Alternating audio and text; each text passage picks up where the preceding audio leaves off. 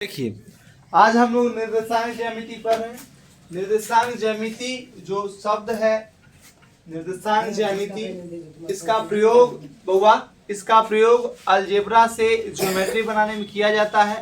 कोई algebraic expression होता है 4x + 2y = 9, तो इसको हम ग्राफ के रूप में दर्शाते हैं, एक रेखा बनता है। तो वही सीधी सी बात है कि बीजगणित को ज्यामिति से जोड़ने का काम कौन करता है? कोऑर्डिनेट ज्योमेट्री करता है। ठीक है, कोऑर्डिनेट ज्योमेट्री में हमें ये जानना होता है कि कोई बिंदु की स्थिति क्या है।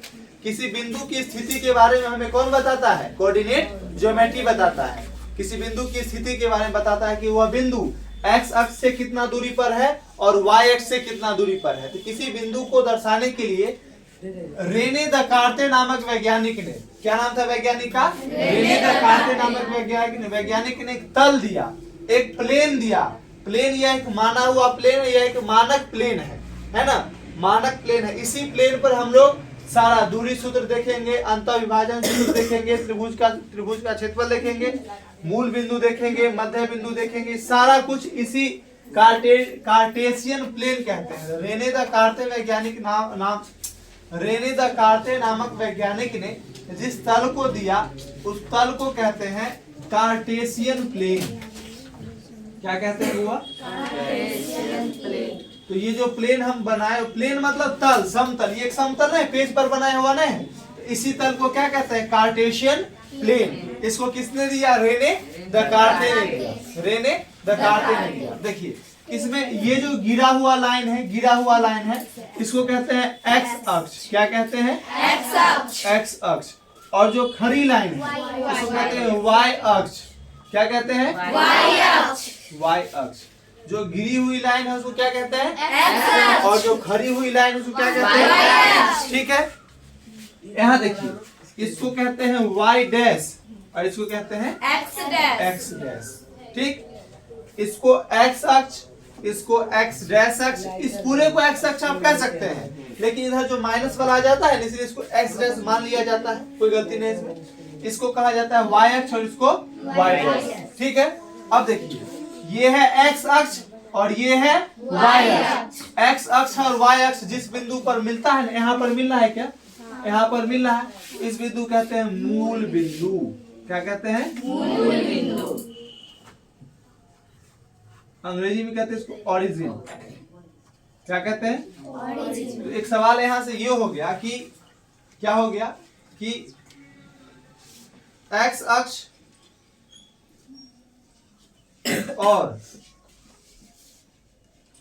वाई अक्ष के मिलान बिंदु को जहां पर दोनों रेखाएं, दोनों अक्ष क्या होता है? मिलता है। बिंदु को क्या कहते हैं? मूल बिंदु कहते हैं। एक्स अक्ष और वाई अक्ष जिस अक्ष पर मिलता है, जिस बिंदु पर मिलता है, उसे क्या कहते हैं? मूल बिंदु। ये बात समझ में आया है? देखिए, हमने क्या कहा कि एक कार्टेशियन प्लेन होता है। कार्टेशियन प्लेन क्यों दिया गया? तो बिंदु की स्थिति का पता जानने के लिए। किस बिंदु को हम कहां पर निर्देशित करें, कहां पर लिखेंगे, कंप्यूटर में कहां पर लिखेंगे, कॉपी में। हमने जैसे हम तुम लोगों को बोले ना, एक बिंदु डालो, तो एक विद्यार्थी उधर डाल रहा था, एक विद्यार्थी उधर डाल रहा था, एक उधर डाल रहा था। तो सबका बिंदु समान हो, सबका बिंदु एक ही जगह हो, इसी के लिए रेने दकार्ते नामक वैज्ञानिक ने कार्टेशियन प्लेन दिया। अब हम तुम लोगों को बिंदु बोलेंगे डालने के लिए कि बिंदु तुम 4,3 पर बिंदु डालो। तो 4,3, तो x में तुम 4 लोगे और y में 3। सब बच्चा यहीं पर बिंदु डालेगा, सब बच्चा यहीं पर बिंदु डालेगा, इसके अलावा कोई बिंदु अलग कहीं नहीं डालेगा। तो बिंदु का पता लगाने के लिए, बिंदु की स्थिति को दर्शाने के लिए किसका जन्म हुआ? कार्टेशियन प्लेन का जन्म हुआ। और कार्टेशियन प्लेन में जो घिरा हुआ अक्ष रहता है उसको क्या कहते हैं? एक्स अक्ष। और जो लाइन खड़ी रहती है, जो अक्ष खड़ा रहता है उसको क्या कहते हैं? वाई अक्ष। एक्स अक्ष और वाई अक्ष जिस बिंदु पर मिलता है उसको क्या कहते हैं? ये बात यहाँ तक समझ में आया सबको? यहाँ तक समझ में आया है? अब देखिए, एक्स अक्ष में मूल बिंदु के दाईं ओर, मूल बिंदु के दाईं ओर प्लस वाली संख्याएं रहती है। कौन सी संख्या रहती है? देखो, दाईं ओर प्लस वाली संख्या है और बाईं ओर और माइनस वाली संख्या रहती है ना। ये एक्स अक्ष है, सॉरी वाई अक्ष है, ये वाई अक्ष है, वाई अक्ष के दाईं ओर प्लस और वाई अक्ष के बाईं ओर माइनस। और ये देखिए एक्स अक्ष है, ये एक्स अक्ष के ऊपर, एक्स अक्ष के प्लस वाली संख्याएं और एक्स अक्ष के माइनस वाली संख्या। ये बात समझ में आया? ये बात समझ में आया? एक्स अक्ष के ऊपर और एक्स अक्ष के नीचे। अब देखिए कोई बिंदु है, मान लेते हैं ये कोई बिंदु है, ये एक बिंदु मान लीजिए। इस बिंदु का पता क्या है, कैसे चलाएंगे? तो इस बिंदु को देखेंगे कि वाई अक्ष से कितनी दूरी पर है। आइए, वाई अक्ष से ये कितनी दूरी पर है? देखिए वाई अक्ष ये है, वाई अक्ष ये है ना, ये पूरा वाई अक्ष है। तो वाई अक्ष देखिए एक, इसको एक यूनिट मानिए, तो एक यूनिट, 2 यूनिट और, तो वाई अक्ष से कितने यूनिट पर है? 3 यूनिट पर है ना। और देखिए यदि हम इस बिंदु का पता वाई से देखें तो यहाँ तक 1 2 3 4 5 6 और वाई से कितनी दूरी पर है? 6 यूनिट दूरी पर है। तो इस बिंदु का नाम क्या होगा जानते हो? पहले अच्छा इंग्लिश में बताओ। किसी बिंदु को दर्शाने के लिए हम x, y लिखते हैं। क्या लिखते हैं? x, y। कोई बिंदु जो होता है ना वो इस रूप का होता है, x, अंग्रेजी में पहले x आता है कि पहले y आता है? पहले x, तो पहले x वाला लिखेंगे, बाद में y वाला लिखेंगे। अब देखो इसमें x के जगह पर क्या है? x अक्ष से कितना दूरी पर है? x अक्ष से कितना दूरी पर है? 3 दूरी पर ना है। अच्छा नहीं, x अक्ष से 6 दूरी पर, लेकिन y अक्ष से कितना दूरी पर? 3। मतलब x का निर्देशांक क्या है और y का निर्देशांक क्या है? ये बात समझ में आया? x का निर्देशांक क्या है? 3 और y का निर्देशांक क्या है? इस बिंदु का क्या नाम है? 3, 6। ये बात समझ में आया है? बिंदु दर्शाना सीख जाओगे। यदि हम बोले कि -4, बताओ, -4, तो पहले -4 किस में आएगा? x वाले में। तो -4 यहाँ पर है और -2, तो 2 ऊपर जाएगा। तो क्या ये बिंदु यहाँ पर होगा? देखो ये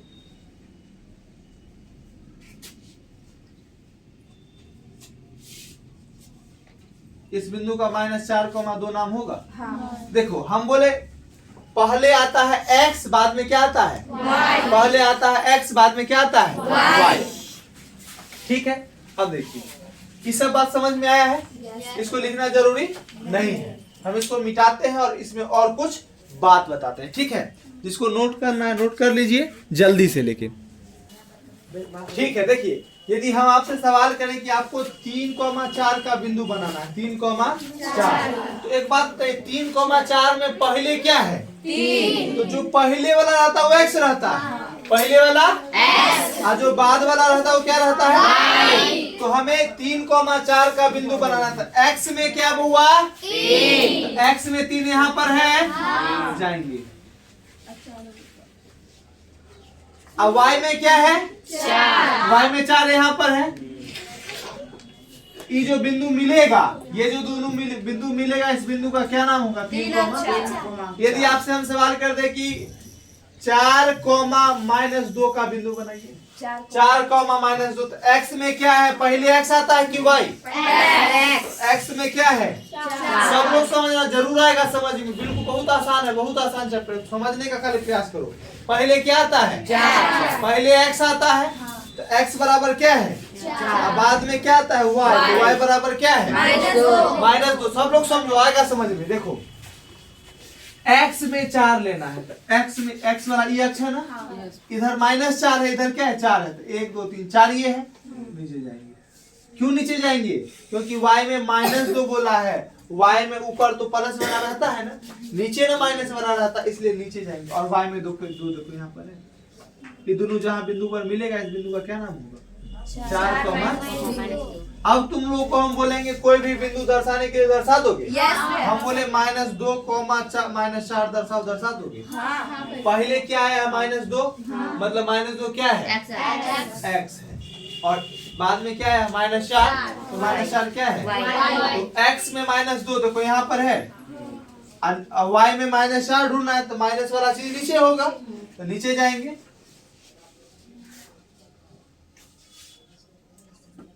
4 यहाँ पर है, इस बिंदु का क्या नाम होगा? -2, -4। ये बात समझ में आया? ये बात सबको समझ में आया? अब तुमको हम कोई भी बिंदु दर्शाने के लिए बोलेंगे, तुम दर्शा दोगे? ये चीज सब लोग सीख पाए हो? सब लोग सीख पाए हो? झूठ नहीं बोलना। किसी को कोई डाउट है तुम अभी पूछ सकते हो। फिर एक और बता दे, एक और बता देते हैं। देखो, यदि हम आपसे बोले कि हमें अब -5, -5 का लिखना है, -5, तो हमने क्या कहा कि कोई भी जो बिंदु होता है, कोई भी जो बिंदु होता है, वो बिंदु का रूप क्या होता है? x, y। क्योंकि पहले x आता है, बाद में y आता है। तो पहले जो चीज रहेगा वो x वाला, पहले जो लिखा रहेगा वो किसके वाला? x वाला। बाद में जो लिखा रहेगा वो y वाला। तो पहले x बराबर क्या है? -5।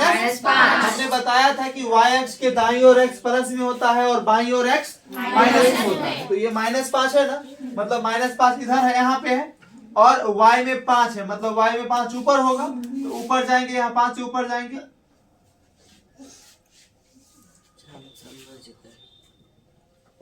क्या हुआ?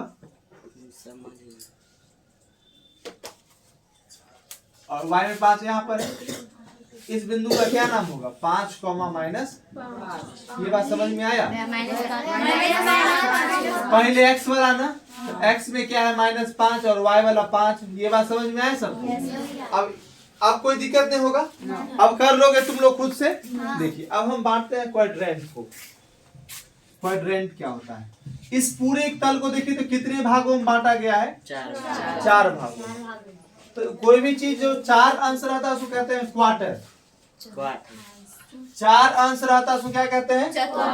गलती मत समझना, कोई उल्टा पुल्टा समझोगे, हम तुमको उल्टा पुल्टा कर देंगे। क्वार्टर मतलब होता है चतुर्थांश। 4 में से एक अंश को कहते हैं क्वार्टर, ठीक है? 4 में से एक अंश को क्या कहते हैं? क्वार्टर। हाँ, तो ये है 4 अंश में बटा हुआ है। पूरे पेज को हम 4 अंश में बांट दिए हैं। इसको कहते हैं प्रथम चतुर्थांश। इसको क्या कहते हैं? प्रथम चतुर्थांश, फर्स्ट क्वाड्रेंट।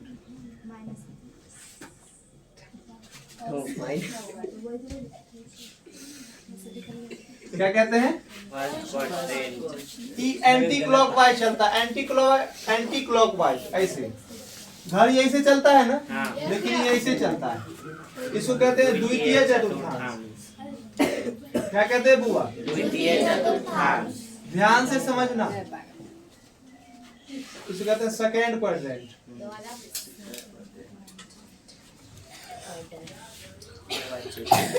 क्या कहते हैं? सेकेंड क्वाड्रेंट कहते हैं, ठीक है? इसको कहते हैं तृतीय चतुर्थांश।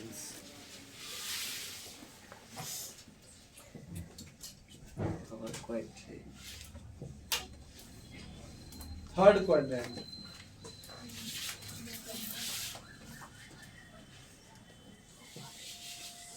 इसको कहते हैं चतुर्थ चतुर्थांश।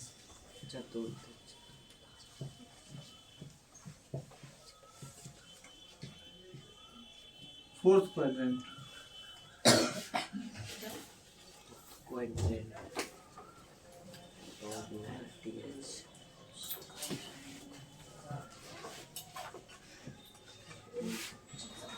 ठीक, तो हमने क्या सीखा कि 4 चतुर्थांश होते हैं। कितने चतुर्थांश होते हैं? 4। प्रथम चतुर्थांश, द्वितीय चतुर्थांश, तृतीय चतुर्थांश, चतुर्थ चतुर्थांश। First quadrant, second quadrant, third quadrant and fourth quadrant. Quadrant क्या पढ़ते हैं इसको? क्वाड्रेंट। अब देखिए एक और बात बताते हैं। जैसे कोई बिंदु होता है A, B, कोई बिंदु है A, B, तो ये होता है x अक्ष, ये होता है y अक्ष। x को कहते हैं एब्सिसा। क्या कहते हैं? एब्सिसा। और x को कहते हैं ऑर्डिनेट। x को क्या कहते हैं? x कोऑर्डिनेट को क्या कहते हैं? x कोऑर्डिनेट को कहते हैं एब्सिसा। x कोऑर्डिनेट को क्या कहते हैं? और y कोऑर्डिनेट को क्या कहते हैं? ऑर्डिनेट। इसी को हिंदी में कहते हैं भुज। क्या कहते हैं? और इसको कहते हैं कोटि। नहीं आया इस बात समझ में? आए। अरे कोई बात नहीं, देखो हम अब सवाल करते हैं तुमसे। 4 कोमा -5 है, इसे बताओ भुज क्या है, कोटि क्या है? मतलब x वाला भुज होता है और y वाला कोटि। हम पूछे कि इसमें भुज क्या है और कोटि क्या है? अब बताओ, फिर एक दे दिए -2,4, तो बताओ इसमें कोटि क्या है और भुज क्या है? समझ में आ रहा है? x वाला भुज होता है और y वाला कोटि। यदि हम ऐसे दे दिया सवाल, देखो इसमें एब्सिसा क्या है?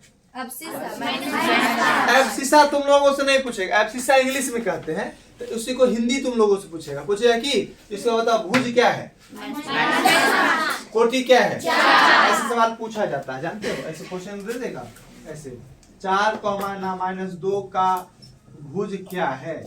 इसका भुज क्या है? 4 है। भुज क्या है? 4। भुज और कोटि समझे? आए, भुज और कोटि समझे? चलिए अब देखिए, फर्स्ट क्वाड्रेंट है, तो फर्स्ट क्वाड्रेंट में x वाला किस में है? प्लस में है, और y वाला भी किस में है? प्लस में है। x और y दोनों किस में है बुआ? प्लस में है। और वही देखिए सेकेंड क्वाड्रेंट में, सेकेंड क्वाड्रेंट में क्या है? Plus minus. देखिए फर्स्ट क्वाड्रेंट में x वाला प्लस में है और y वाला भी किस में है? तो फर्स्ट क्वाड्रेंट का जो होता है वो होता है प्लस। क्या होता है? प्लस। इसमें देखिए x कोऑर्डिनेट किस में है? माइनस। y कोऑर्डिनेट किस में है? ये होता है माइनस प्लस। क्या होता है? Minus plus. थर्ड क्वाड्रेंट में देखो x भी माइनस में है, y भी माइनस में, ये क्या होता है? माइनस। और ये देखिए x प्लस में है और y किस में है? माइनस। ये किस में होता है? Plus minus. ये बात समझ में आया? First quadrant plus plus, second quadrant minus plus, third quadrant minus minus और fourth quadrant plus minus. First quadrant plus plus, second quadrant minus plus, third quadrant minus minus और फोर्थ क्वाड्रेंट प्लस माइनस। आसान है, याद कर लोगे, बहुत आसान है। लेकिन सवाल इस पर अब क्या किया जाता है? सवाल पूछा जाएगा कि 4,-2 कौन से क्वाड्रेंट में? बताओ जल्दी से। 4,-2 कौन से क्वाड्रेंट में, कौन से चतुर्थांश में? आए? कैसे पता करेंगे कौन से क्वाड्रेंट में? प्लस माइनस है, पहला वाला प्लस है, दूसरा वाला माइनस। पहले वाला प्लस है, दूसरे वाला माइनस है। पहले प्लस दूसरा माइनस, कौन से चतुर्थ चतुर्थांश में? तो कौन से चतुर्थांश में? ये बात समझ में आया? हम आपसे पूछ दिए कि ये कौन से चतुर्थांश में है? क्योंकि हम देख रहे हैं कि 4x वाला किस में है और y वाला किस में है? x प्लस और y माइनस किस में होता है? इसलिए ये बिंदु कौन से चतुर्थांश में होगा? ये बिंदु कौन से चतुर्थांश में? द्वितीय चतुर्थांश। कैसे? x माइनस में और y किस में है? x माइनस, देखिए x माइनस यहाँ है और y प्लस यहाँ है, तो माइनस प्लस कौन से चतुर्थांश का? ये कौन से चतुर्थांश का है? ये किसका है? और ये किसका है? ये किसका है? सब लोग, सब किसी को कोई दिक्कत है तो पूछ लो भैया। ये ये हाँ, ये तृतीय का है। और हम आपसे यदि ये पूछ दिए तो ये कौन से चतुर्थांश का है? चतुर्थ का है। ऐसे में कोटि क्या है? और भुज? इसमें कोटि क्या है? 4 है कोटि। इसमें भुज कोटि 2 है। इसमें कोटि क्या है? भुज और कोटि समझ में आया? कौन से चतुर्थांश में, ये समझ में आया? बहुत बड़ा ऑब्जेक्टिव क्लियर हो गया तुम लोग का। 2 ऑब्जेक्टिव हमेशा इस चीज से पूछा जाता है। कोऑर्डिनेट दे देगा, बोलेगा इसका भुज बताइए। बता सकते हो? सब लोग बता सकते हो? आए? सब लोग बता सकते हो? ठीक है, हम अभी आगे बढ़ते हैं। देखिए अब हम इसके आगे बढ़ते हैं। जैसे कोई बिंदु दे दिया कि 4,-5 का ना y अक्ष से दूरी बताओ। y अक्ष से तो क्या होगा? कोई बता सकते हो? देखो हम बताते हैं। 4,5 कहां पर होगा? x में 4 यहां पर और y में 5 यहाँ पर। क्या ये चीज होगा? देखो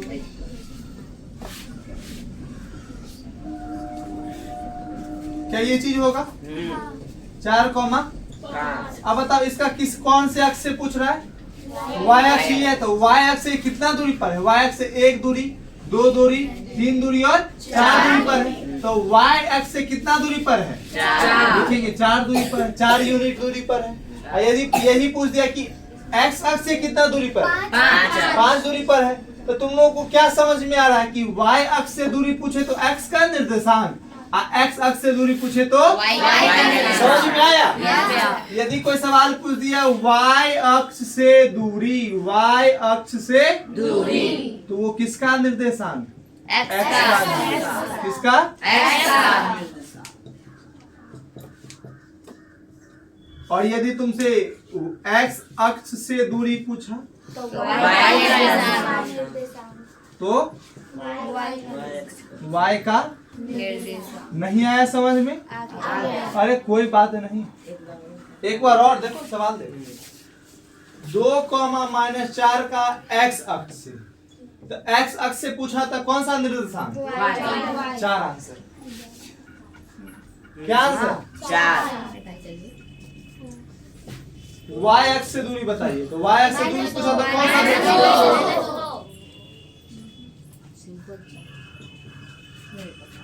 y अक्ष से दूरी बताइए। 4। कितना आसान है।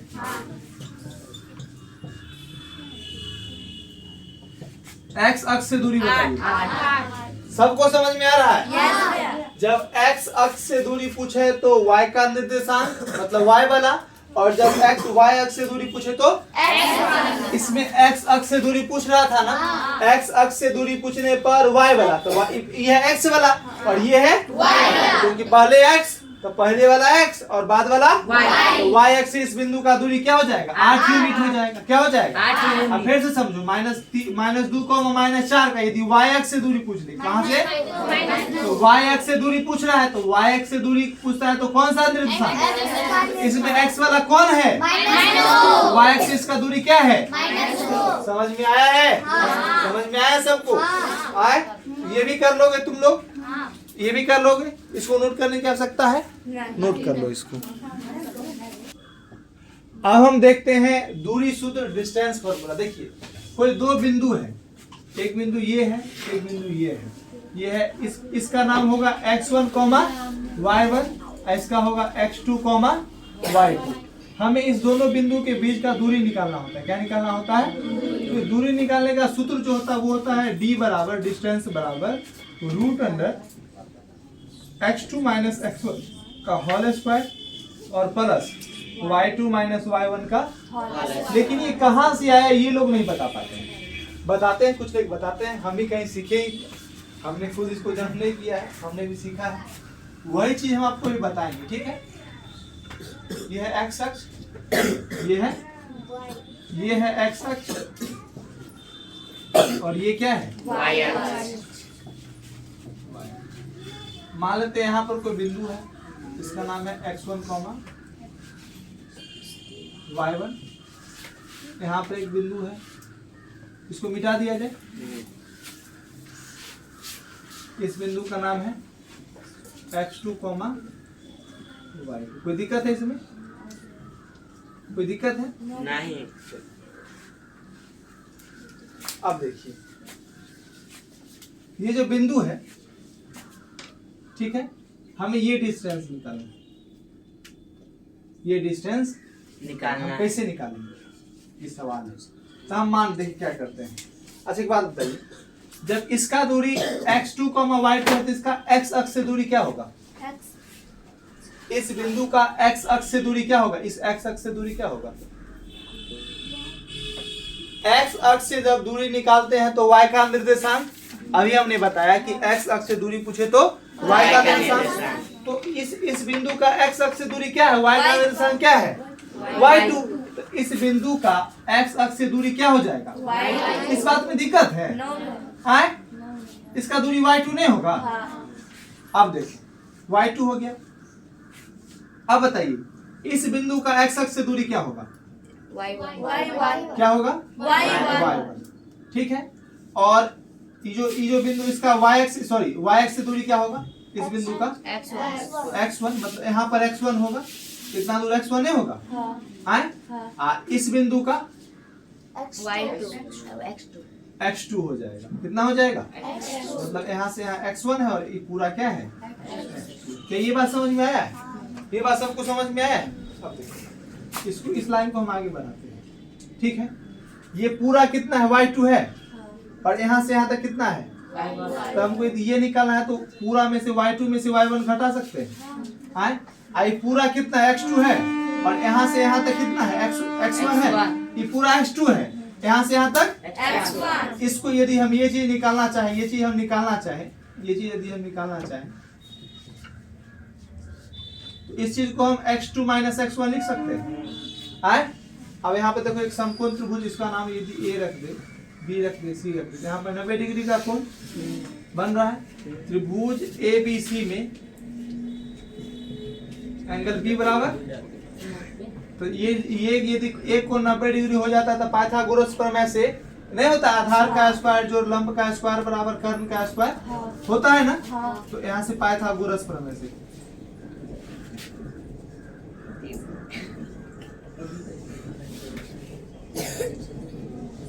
क्या होगा? AC का स्क्वायर बराबर होगा AB के स्क्वायर प्लस BC के स्क्वायर। AC की जगह इसको D मान ले, क्योंकि यही तो डिस्टेंस है दो बिंदु का। ये x1, y1 है, ये x2, इसके बीच का हमको डिस्टेंस निकालना था ना। इसको हम डिस्टेंस को D मान लिए। क्या मान लिए? D।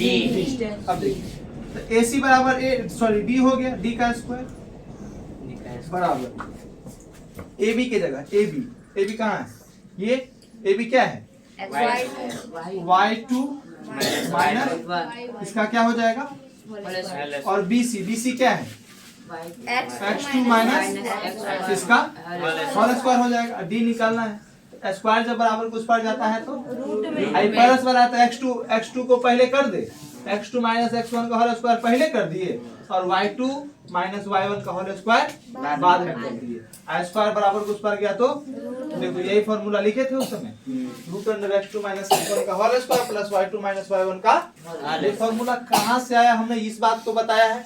कहाँ से आया फॉर्मूला ये तुमसे नहीं पूछेगा, लेकिन मेरा मन किया कि हम तुम लोगों को बताएं कोई भी फॉर्मूला कहाँ से आया, ये विद्यार्थी को जानना बहुत ज्यादा जरूरी होता है। इसलिए मैंने आप लोगों को ये चीज बताया है और प्रयास करते हैं, प्रयास हम किए कि ये चीज आपको समझ में आया होगा। और लेकिन याद आपको क्या रखना है? x2 माइनस x1 का whole square plus y2 minus y1 का होल स्क्वायर। याद आपको ये चीज रखना, इस चीज को भूल जाइए, भूलना भी नहीं है। यदि समझ में आ गया तो बहुत अच्छी बात है, और समझ में नहीं आया तो पूछिए। ये फॉर्मूला समझ में कहाँ कैसे आई, ये समझ में नहीं आया? वही कैसे आया वही नहीं। अच्छा ठीक, कोई बात नहीं, फिर से बताएं हम। ठीक, कोई बात नहीं, फिर से बताते हैं। चलिए कोई नहीं। अच्छा देखिए, दूरी सूत्र निकालने के लिए हमने क्या बात बताया था कि दो बिंदु है, एक बिंदु है A, एक बिंदु है B, है ना। इसका निर्देशांक x1, y1 होगा ना। और इसका निर्देशांक x2, अरे कुछ तो 4, 5 होगा, 2, 3 होगा, दो बिंदु होगा और उसके बीच का हमको दूरी निकालना होगा। मतलब ये चीज हमको निकालना है, ठीक है। इसको क्या मानेंगे? D। इसका जो D निकालने का फॉर्मूला होता है, ये होता क्या है? x2 माइनस x1 का होल स्क्वायर और प्लस y2 माइनस y1 का होल स्क्वायर। देखो ये आसान चीज था, आसान चीज विद्यार्थी को समझ में आ जाता है, लेकिन ये चीज कैसे आया हमने उसको समझाया तो वो चीज तुम लोगों को भारी लगने लगा। ये होता, ये अक्सर होता है विद्यार्थियों के साथ, किसी चीज को और ज्यादा आसान बनाने के तरीके में वो चीज और ज्यादा भारी हो जाता है। हम सोचे कि ये चीज बताते हैं याद कर लोगे, यदि हम इसको और आसानी से बताएं तुम लोग समझ, लेकिन हमने इसको और आसानी से बताने का प्रयास किया, लेकिन तुम लोग को समझ में कोई बात नहीं है, आएगा समझ में। दुनिया में ऐसा कोई चीज है जो इंसान नहीं समझ सकता है। यदि वही बताते तो समझ में आ जाता, लेकिन हमने उसको प्रूव करने का प्रयास किया, कैसे आया ये बताया, लेकिन ये आप लोगों को समझ में नहीं। कोई बात नहीं, 100 कुत्ता काशिए चल जाएगा तो भोज में पत्तों चढ़ने वाला एक को बचा रहना चाहिए ना रे। आए सबको समझ में आइए गया तो कुछ नहीं भी समझ में आना चाहिए। सब कुत्ता काशिए नहीं चल जाता है। देखिए हम मान लेते हैं यहाँ पे एक बिंदु है x1, y1, यहाँ पे एक बिंदु है x2, y2। इस दोनों बिंदु के बीच का हमें डिस्टेंस निकालना। क्या निकालना है? चलिए अब हम एक बात बताइए कि ये जो बिंदु है इस बिंदु का इस x अक्ष से कितना दूरी है? ये x अक्ष और ये है y अक्ष। ठीक है, इस बिंदु का x अक्ष से कितना दूरी है? हम जानते हैं कि यदि कोई हमसे x अक्ष से दूरी पूछे तो उसको y का निर्देशांक बता देंगे। तो इसके y का निर्देशांक क्या है? समझ में आया? अब देखिए इस बिंदु का x अक्ष से दूरी क्या है? इस बिंदु का इसका क्या है? ये पूरा है इतना। अब इसको इसे मिला देते हैं, मिला दिए। ये पूरा है y2 और ये इतना कितना है? y1। यहाँ से यहाँ तक कितना है? तो ये कितना होगा? ये y2 माइनस y1 नहीं होगा? होगा कि नहीं होगा? होगा। अब देखो इस बिंदु का y अक्ष से कितना दूरी है? x1 दूरी है। और इस बिंदु का कितना दूरी है? x2 दूरी है। तो ये पूरा है x2, यहाँ तक है x1। यहाँ पर कितना होगा? x2 माइनस x1 नहीं होगा? आए? अब हमें ये चीज निकालना है, ये डिस्टेंस निकालना है, इस बिंदु का डिस्टेंस निकालना है ना बुआ। आए? अब बताओ ये है y2 माइनस y1, ये है x2 माइनस x1। यहाँ पर 90 डिग्री का कोण बन रहा है। 90 डिग्री का कोण बनता है तो ये कर्ण हो जाता है सामने वाली भुजा। तो कर्ण का स्क्वायर लंब का स्क्वायर और आधार के स्क्वायर के बराबर होता है। तो यही तो डिस्टेंस d माने है, वहां भी d माने है ना। अब देखो तो d का स्क्वायर जो होगा कर्ण का स्क्वायर बराबर आधार क्या है? x2 माइनस x1 का होल स्क्वायर प्लस लंब क्या है? का होल स्क्वायर हो जाएगा। स्क्वायर होल स्क्वायर पाइथागोरस प्रमेय से हुआ। अब देखो d स्क्वायर बराबर कुछ पड़ जाएगा तो रूट जाएगा। ये x2 माइनस x1 का होल स्क्वायर और प्लस y2 माइनस। अब आया है समझ में? यस भैया। यही तो बात उस समय ही बताए हम। वे ऊपर x2 है तो नीचे y2 होगा। ये पूरा का पूरा कहाँ पर? मतलब ये यहाँ से लेकर वहाँ तक y2 होगा। नीचे वाला यहाँ से यहाँ तक, नीचे वाला यहाँ से यहाँ तक, यहाँ से यहाँ तक, यहाँ से यहाँ तक। पूरा का पूरा ये पूरा? हाँ। अरे बुआ ये पूरा तो x2 है ना, तो यहाँ x2 है तो यहाँ भी x2 न रहेगा। हाँ।